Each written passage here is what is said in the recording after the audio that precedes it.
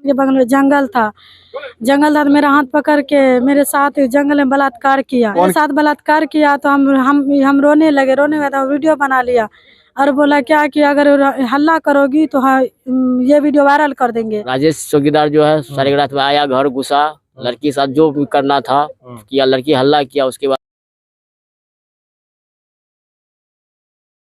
नमस्कार, मैं हूं आकिब जावेद और आप देख रहे हैं द बॉस न्यूज। अभी मैं सहरसा जिले के रसलपुर पंचायत के मुरली गांव में मौजूद हूं और आपको बता दूं यहां से चंद दूरी पर सोनबरसा राज है और मैं मेन सड़क पर NH 107 के पास मौजूद हूं। मैं आपको बता दूं कि यहां पर एक अजीबोगरीब मामला पेश आया है और इसे अब तक कोई भी अपने स्तर से नहीं देख पा रहा है। ना कोई जनप्रतिनिधि गरीबों की मदद में उतरे हैं, ना ही पुलिस प्रशासन ठीक ढंग से अपना काम कर रही है।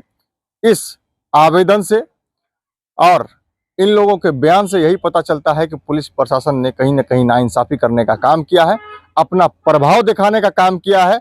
बिहार में सरेआम वर्दी के रोप पर लोगों को डराने का काम किया है, कहीं ना कहीं कानून की धज्जियां उड़ाने का काम किया है। ये सारी बातें जो है यहाँ पर खुल करके आ रही है। अब बताते हैं कहानी क्या है। दरअसल बनमाई टहरी थाना सिमरी बख्तियारपुर अंतर्गत आता है, बनमाई टहरी थाना। वहां पर एक लड़का है राजेश कुमार पासवान नाम समझ लीजिए आप। और वो लड़का एक लड़की के साथ, मुस्लिम लड़की है, उस लड़की के साथ जो है यौन उत्पीड़न का मामला सामने आता है। बताया जाता है कि वो लड़की आज से 1 महीना पहले भी घास लाने के लिए गई थी तो उसके साथ जो है रेप किया गया था। फिर 15 दिन पहले भी गई थी तो भी रेप किया गया था। और 20 तारीख की रात यानी कि दीपावली की रात अचानक घर में घुस गया, जिसके बाद मामला काफ़ी बढ़ गया और बढ़ने के बाद जो है लोग, गांव ग्राम के लोग जो है पकड़ करके चौकीदार को मारपीट भी किए। हालांकि पुलिस में रहने के बाद जो है थोड़ा उनका प्रभाव था, जिसके कारण SC ST केस इनके पूरे परिवार पर, साथ में गांव के कुछ लोगों पर भी कर दिया गया। और साथ में यह भी बता दें कि उन्होंने आवेदन में लिखा कि मैं दीपावली के ड्यूटी पर था और उसी रोड में मैं ड्यूटी पर था। मेरा कहना है कि जब इसी रोड में आप ड्यूटी कर रहे थे तो आपकी वर्दी कहाँ थी? आपको अगर पिटाई किया गया, आप हॉस्पिटल में भर्ती हैं तो आप वर्दी में नहीं, तो आपकी वर्दी कहाँ गई? बिना वर्दी के कौन सी ड्यूटी होता है? लाठी डंडा हथियार कुछ तो साथ में होगा, लेकिन वहां पर कुछ भी नहीं है। तो पॉइंट की बात की जाए तो पॉइंट बहुत सारा है, इसमें हम खोल करके बहुत कुछ रख सकते हैं और इसकी पड़ताल हमारे पास जारी रहेगा। पता यह भी चला है कि लड़की नाबालिग है और लड़की अभी प्रेग्नेंट, ये भी मैं बताता हूं। पूरी पड़ताल के साथ द बॉस न्यूज जहां भी उतरता है पूरी पड़ताल के साथ काम करता है। इन लोगों से पहले बात कर लेते हैं, फिर मैं आपको पूरी जानकारी देता हूं। सबसे पहली बात, लड़की यहाँ पर मौजूद है। क्या घटना हुआ था बाबू, क्या कार्यक्रम हुआ था ये बताओ। 1.5 महीना पहले हम लोग घास लाने के लिए गए थे। घास लाने के लिए गए थे तो धान के बगल में जंगल था। तो मेरा हाथ पकड़ के मेरे साथ जंगल में बलात्कार किया। कौन किया था? राजेश पुलिस। हाँ।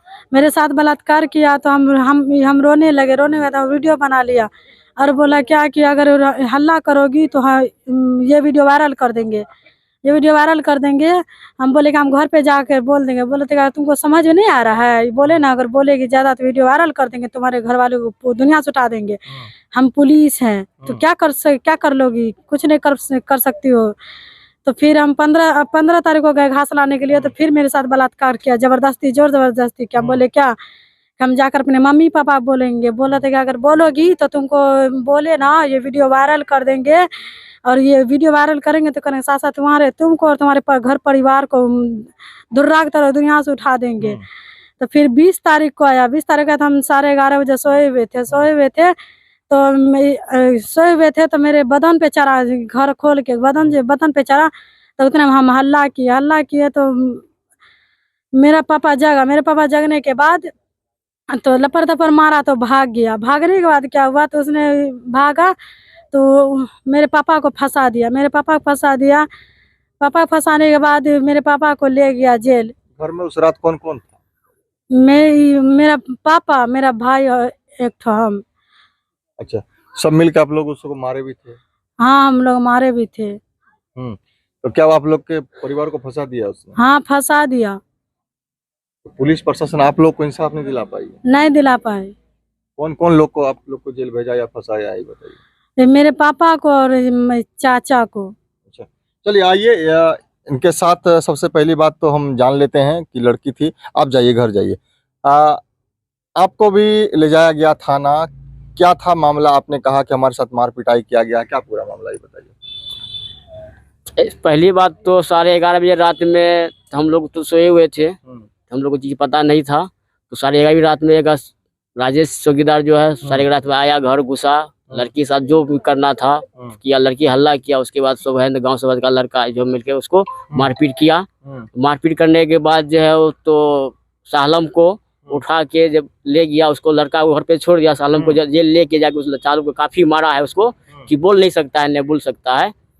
आखिर मारा क्यों गया? गलती तो चौकीदार की थी, फिर पुलिस वाला आप लोग क्यों मार रहे हैं? वो चौकीदार था, उसका पूरा फैमिली चौकीदार में, उसका बहने भी चौकीदार में। तो अपना थाना वाला मतलब वो दिखाया कि हम पुलिस वाले, हम थाना में रहते हैं तो हम तुमको मारेंगे। तो वहाँ ले जाकर जबरदस्ती उसको मारा। मारने के बाद उसको जेल भेज दिया। जेल भेजने के बाद उसके बाद 21 तारीख को रात में तो हमको जबरदस्ती मतलब चौकीदार गलती किया और जेल वाला घर वाला गया? जेल वाला घर वाला गया, किया गलती चौकीदार, जेल गया घर वाला, जबरदस्ती उठा के ले गया। आप लोग के साथ ही मारपीट हुआ? हमको तो लगभग 2 बजे रात में आया, उठा के जबरदस्ती चारों बगल से घेर लिया पूरा बड़े कि अनबर कहाँ है, आया जबरदस्ती उठा के ले गया हमको थाना। वहाँ बोला कि मतलब तुम पुलिस वाला को मारता है, चौकीदार को मारता है। तो वहाँ ले जाना हमको भी मारा। उसके बाद बोलता तुम्हारा नाम क्या है, मारपीट किया। उसके बाद बोला हमको, फिर छोड़ने के बाद शाम में फिर हमको धमकी दे के गया कि इसको बोलिए घर से बाहर आने के लिए तो फिर उठा लेंगे इसको हम। चलिए, आप भी इस चीज के गवाह हैं, क्या कहना चाहते हैं, क्या है पूरा मामला, ये बताइए। देखिए, दीपावली की रात की ये घटना है। मेरे पड़ोसी है बगल की, उसके घर लमसम 11:30 बजे करीब राजेश नाम का लड़का एक जो है घुसा, उसके लड़की के साथ छेड़खानी की। और उसकी लड़की जब चिल्लाने लगी, आवाज दी, तो बगल का लोग जो है जागा उसको पकड़ा। पकड़ के जो होता है लपड़ थप्पड़ मारा उनको। मारने के बाद जो है बोला कि इनको जो है प्रशासन के हवाले किया जाए। ठीक है। जो कि वो बोलता है कि हम जो है ना चौकीदार हैं, ठीक है, मगर हमको नहीं लगता है कि चौकीदार भी है। अपना वो तो थाना बोल रहा है चौकीदार, बल्कि वो चौकीदार जो कहे या नहीं है उतना ही पता है। तो उसके बाद जब डायल 112 आया यहाँ पे, तो आने के बाद जो है वो भी आया, 2-4 थप जो है राजेश को। अच्छा, डायल 112 वाला भी है तो उसको मारा? हाँ, मारा, 2-4 थप मारा उनको। मारने के बाद तब वो बोलता है कौन, तो बोलता है हम राजेश बोल रहे थे। तो अब जो राजेश का नाम सुनते ही उसको छोड़ देता है। लड़की के पिता को अरेस्ट करके गाड़ी में बैठा के मार धो के ले जाता है थाना। ले जाने के बाद वहाँ जो है उसको बहुत मारता है। उसके बाद जो है वो 2-4 गो मेरे अंकल लगते हैं, उस सब पर भी जो है SC ST एक्ट जो है, जो कि को उसमें इन्वॉल्व नहीं था उस रात में घटना की, उस पर भी SC ST एक्ट लगा दिया है।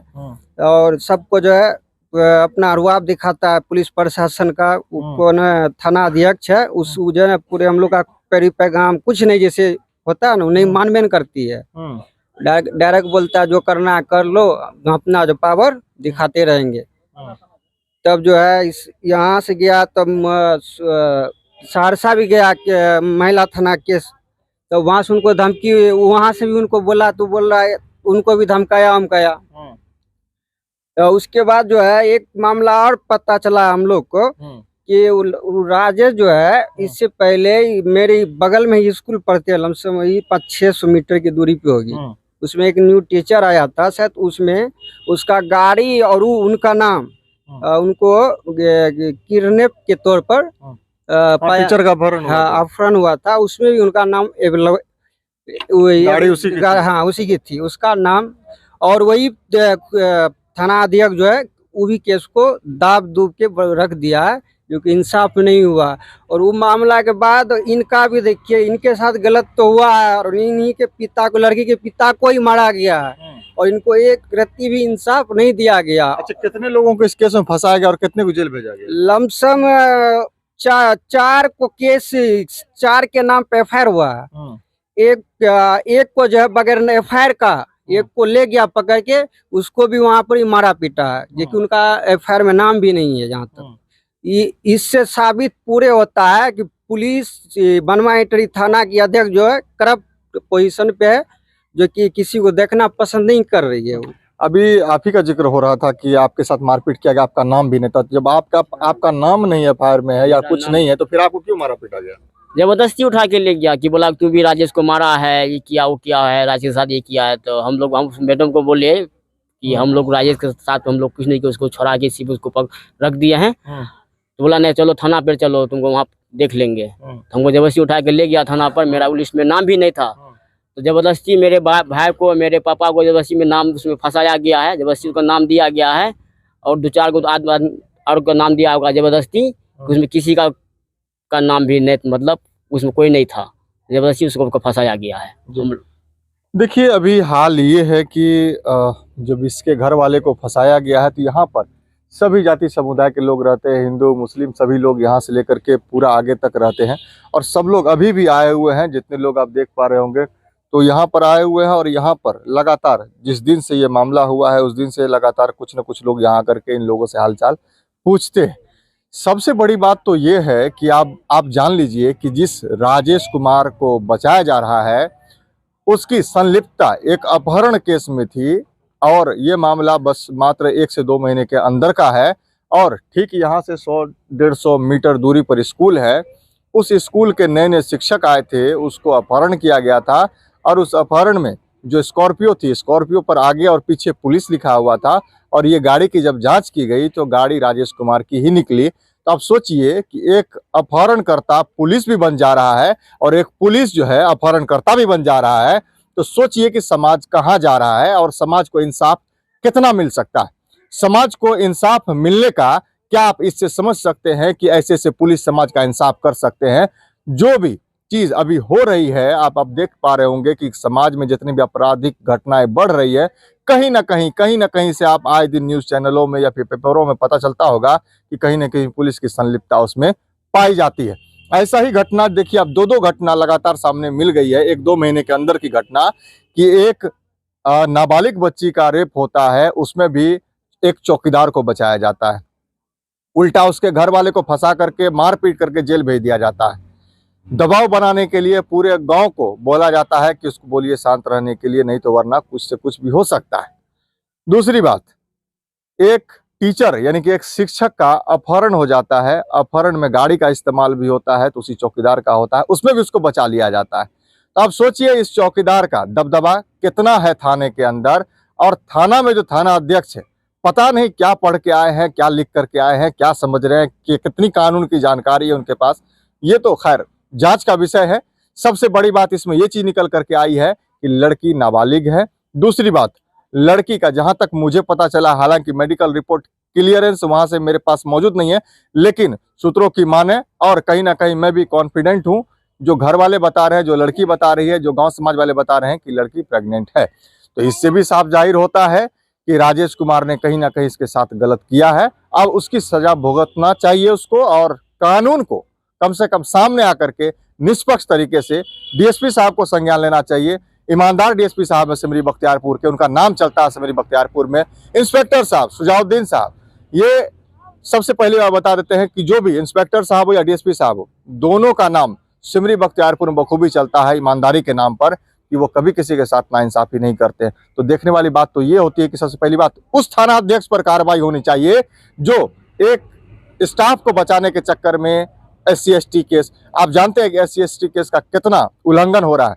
बिना मतलब कि अगर किसी छोटे जाति से आप है या फिर किसी नॉर्मल समुदाय से आप है जिससे SC/ST केस लग सकता है, फौरन आप एक गाली दे दीजिए, उनसे बात कर लीजिए, या उनसे थोड़ा सा लहजे में कमी कर दीजिए, या फिर थोड़ा बहुत ऊंच नीच अगर हो गया, तुरंत SC/ST केस थाने में हो जाता है। समझ में नहीं आता है कि SC/ST केस का इतना दुरुपयोग क्यों हो रहा है, और ऐसा हो रहा है तो करने वाला थाना अध्यक्ष है। और थाना अध्यक्ष जब करता है तो किसी के दबाव में आकर करता है या किसी के प्रभाव में आकर करता है, तो ऐसे थाना अध्यक्ष पर भी कार्रवाई होने की जरूरत है। ऐसे थाना अध्यक्ष को पूछने की जरूरत है कि आखिर ऐसा कैसे होता है, गलत FIR क्यों किया जाता है और लोगों को क्यों फंसाया जाता है।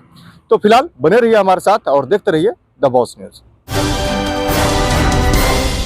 आँखों में जलन है, धुंधला दिखता है या चश्मे की जरूरत है?